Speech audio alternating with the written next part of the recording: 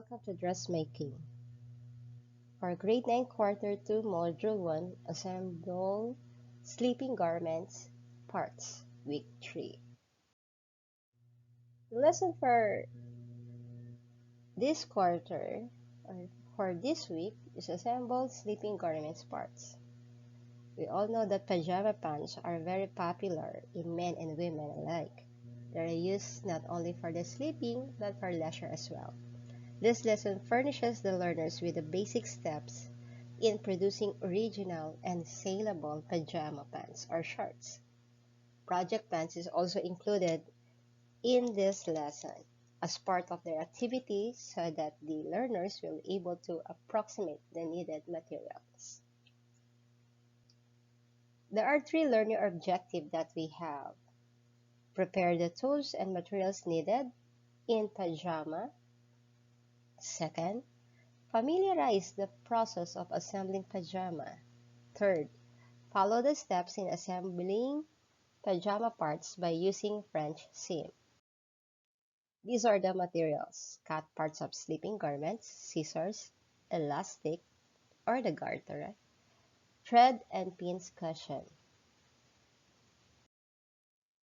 There are technical terms used in assembling sleeping garments. The first is finishing touches. These are the final set of operation and process in sewing the garments. Second, hem. The fold of pants, pajamas, skirt, blouses, and sleeve at the bottom. It is turned under the wrong side of the garments. Hemline. The hemline that indicates where the hem will be turned. Seam line. Line indicates where the seam should be stitched. Seam allowance. A space added between the cut edge and the stitching line of the fabric. Stay stitching. Stitching within the seam allowance to keep edge of the fabric from stretching. Reinforce. To strengthen by sewing another line of stitching.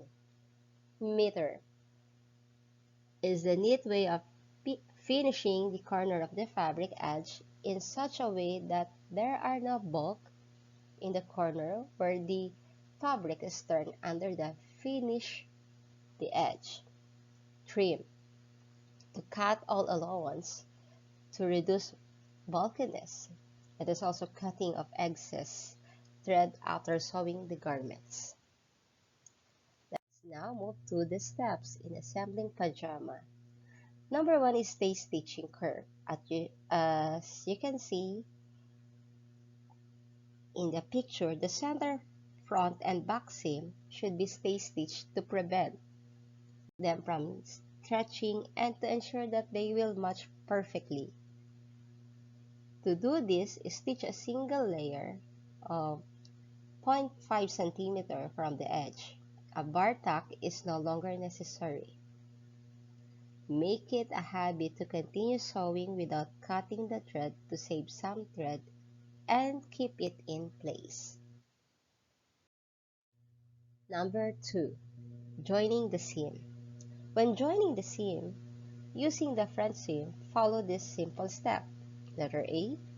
With the right side out, base the stitch and stitch the inseam at least 0.5 from the edge. You may use the edge of the presser foot as your guide. B. Curve edges and trim when necessary. Letter C. Turn to the wrong side.